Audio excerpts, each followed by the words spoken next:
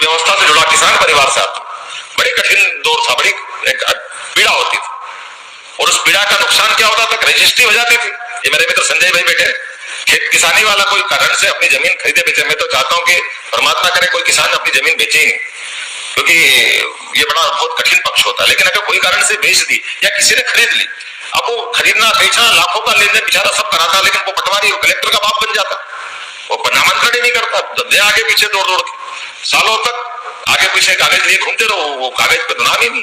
दो अलग अलग ऑफिस, अब हर आदमी को पल्ले नहीं पड़ती कि ये कौन सा सिस्टम है, इधर से रजिस्ट्री करा ली तो नाम मान नहीं जुड़ता, वो कहता भले वहां करा ली उससे क्या होता है, हमारे कागज में तो वो पटवारी के ऊपर निर्भर करता था। मैं इसके अंदर भी गया था कि ये उस समय जब रेवेन्यू बढ़ाने के लिए हाथ से रजिस्ट्रियां होती थी, पुराने दस्तावेज देखे अपन ने, उर्दू में भी लिखे हुए दिखते हैं, वो उल्टे ढंग से लिखे हुए, उसका दुरुपयोग होता था स्टाम्प के पंजीयन के आधार पर। लेकिन ये 25, 30, 40 साल में कितना समय बदल गया, अपने वो पुराने स्टाम्प का सिस्टम खत्म हो गया, स्टाम्प का ये जो अपने आप KYC के माध्यम से रजिस्ट्रियां होना, और उसके बाद जब ये हमारी सरकार बनी तो और आनंद आया कि जब आते ही ये बताया गया कि विभाग ने ये उन्नति कर ली है कि इधर रजिस्ट्री होगी, इधर भोपाल में बैठ के ही हमारे पर्टिकुलर अभी उस सेक्टर में पटांकन का दूसरा स्टेज आया है, तीसरा चौथा बाकी है। लेकिन अगर पूरा सर्वे नंबर कोई बेचेगा तो उसको कोई नामांतरण का आवेदन करने जाने की जरूरत नहीं, उसका यहीं से नामांतरण की प्रक्रिया हो जाएगी। जहाँ तो सालों लगते थे वहां हफ्ते 2 हफ्ते में नामांतरण हो जाता है। ये इतनी बड़ी बात है, ये मध्य प्रदेश सरकार का काम है और ये सुशासन है। मैं सारे विभाग को बधाई देना चाहूँ। 2 विभाग अलग अलग, राजस्व विभाग अलग है, पंजीयन विभाग अलग, लेकिन दोनों ने मिलकर के इधर एक सरकार का मतलब तो यही है, हमारे शरीर में कोई है कहीं भी पिन चुभाए तो दर्द तो पूरे शरीर को होना चाहिए। सिस्टम में ये कष्ट है तो सिस्टम के कष्ट का निराकरण करना भी इस विभाग ने निकाला। इधर पंजीयन होगा, उधर नामांतरण होगा। अब 1/2 वाले पे भी नामांतरण, पहले पूरे नंबर का था, अब 1/2 वाला भी है और विभाग तैयारी कर रहा है। लेकिन वो तैयारी अभी हो गई, उसके पहले ये तीसरी तैयारी आ गई। अब तो आप जहां बैठो वहां से प्रॉपर्टी, आप कितना अच्छा लगता है। पहले बड़ा झंझट, जाके बैठो, और मैं तो कई बार ये मन में लगता था कि जहां रजिस्ट्रियां होती है लाखों का लेन देन होता, जरा अभी जहां भी अभी चलते हो तो वहां बिठा के लाखों का लेन, जरा पानी वानी पिलाने वाला तो कोई रहे, ढंग ढंग से बिठाए तो सही। वहां ऐसा लगता है कि फालतू की कोई विभाग आ गया, लेकिन इतना अच्छा विभाग हमारा, इतना लाखों का लेन देन करता है, हमारे वित्तीय व्यवस्था में बहुत बड़ा रोल आपका रहता है। लेकिन वहां की व्यवस्थाओं पर प्रश्न था, लेकिन आपने तो ताली लगा दिया, जाहिर से कर दो, रजिस्ट्री काम ही खत्म कर दिया, ये और बड़ा काम हो गया, जोरदार ताली बजाएगी। आने वाले समय में चिंता मत कर रहा, कोई रास्ता निकालेंगे, जो इससे पंजीयन से जुड़े लोग बेचारे हमारे स्टाम्प बिल्डर की चिंता हो जाएगी, मेरी चिंता उनके साथ भी है। लेकिन इस सिस्टम में जो बदलाव आया, ये मैं आपको बधाई देना चाहूंगा कि जिसके माध्यम से आप कोई हांगकांग में बैठा है, कितना अच्छा लग रहा है, हमारे चंद्रावत जी वकील साहब वहां से बैठ के बात कर रहे हैं, अपनी प्रॉपर्टी सेल कर रहे हैं, परचेस कर रहे हैं। एक प्रश्न जरूर मैंने उछाल दिया कि भैया तुम्हारा रिटर्न कहाँ जमा होगा, लेकिन वो देश का तो देश में होगा, अच्छी बात। वो अपने उस देश में जहां बैठे वहां अभी ये नियम लागू नहीं हुआ, ये बड़ी बात, लेकिन हमारे यहाँ लागू हो गया। एक हमारी माता जी कहां से दिल्ली से बैठ करके अपनी पावर अपनी देकर अपनी प्रॉपर्टी के संबंध में निर्णय ले रहे। तो ये जो वर्तमान समय में बदलते दौर में वास्तव में जिसको, इसीलिए तो हम कहते हैं कि ये जो बदलता समय है, इस समय को संभालने की जरूरत है। और इसी में इस सॉफ्टवेयर के माध्यम से हमारे सभी गाइडलाइन, दस्तावेज में लगने वाला शुल्क वगैरह सब संपदा पोर्टल से सबकी जानकारी मिल जाएगी। और तो और वो गवाह भी पकड़ के ले जाने की जरूरत नहीं। पहले मालूम पड़ा प्रॉपर्टी वाला मिल गया, गवाह नहीं मिला तो फिर काम अटक गया, गवाह कहाँ रह गया, गवाह रास्ते में रह गया, तो कहीं झूठ मूठ के खड़े करना पड़ते। मैं तो वहां कोठी पे जाता था तो वो कोई भैया तू चाय पी के जरा यार मेरे साथ काम कर दे जरा, अब मैं कहां से लूंगा गवाह, कहाँ का जमाना था भैया, समझ में नहीं आया आज तक। मैं नहीं बिचारू, लेकिन मेरा गवाह हो, गवाह मतलब वो जानना बिचारने वाला चीज, लेकिन केवल कागज काला करना, कोई मतलब नहीं। और वो ऐसा काले काले अंगूठे लगाना, अरे बाप रे क्या ये काला अंगूठा लगा, अब वो क्या मालूम वो काला अंगूठा तो बंद हो गया होगा, लेकिन हेयर भी बंद हो गया। हाँ, वो कितने पढ़े लिखे हो, लेकिन यहाँ क्या अंगूठी लगाओगे आप, ये विभाग जोरदार है।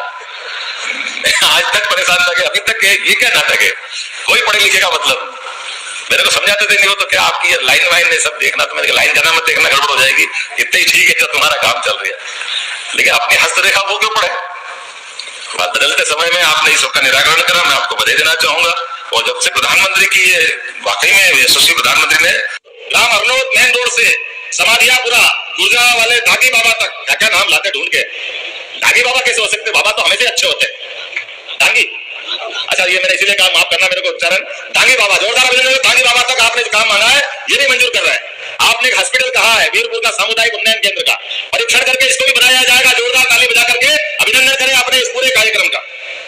मैं यहाँ पर आया जब तो बहुत सारी बातें मुझे कही गई, उसमें कहा गया कि हमारे भील बिलाला जाति के प्रमाण पत्र नहीं बनते हैं, ये प्रमाण पत्र में तकलीफ आ रही है, तकलीफ भी दूर की जाएगी। कलेक्टर साहब ध्यान रखना, हमारे बच्चों को परेशानी नहीं आना चाहिए। सबके सर्टिफिकेट आपको देना ही है, जोरदार अभिनंदन करो। यहीं से मैं घोषणा कर रहा हूं। लगातार एक के बाद एक आपने कहा कि यहाँ पर एडिशनल एसपी और एडीएम एसडीएम बैठने की व्यवस्था करना है। हमारे अपने परिसीमन आयोग हमने गठित कर दिया है। परिसीमन आयोग के माध्यम से जिले, तहसील, संभाग सभी क्षेत्रों का परिसीमन करवा रहे हैं और परिसीमन के माध्यम से ये जहां जहां मांगे वहां हमको देने के प्रयास करने होंगे। मैं यहीं से घोषणा करता हूं इस सारी व्यवस्था के लिए।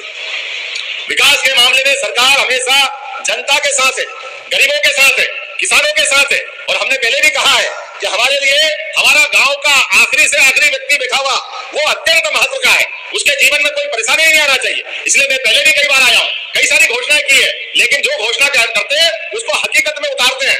आने वाले समय में आप याद रखना, यहाँ कोई बीमार पड़े, किसी को हॉस्पिटल पहुंचाना पड़े और हॉस्पिटल छोटा पड़ता है। अभी तो वीरपुर विजयपुर की बात कर रहा हूं, अगर उठा करके वीरपुर विजयपुर के बजाय ग्वालियर भेज रहा हो, आगरा या भोपाल दिल्ली पहुंचाना है, हेलीकॉप्टर से हम लोग ले जाएंगे। हेलीकॉप्टर की व्यवस्था करेंगे एयर एम्बुलेंस के माध्यम से। ये सरकार गरीबों के भला करने वाली सरकार है।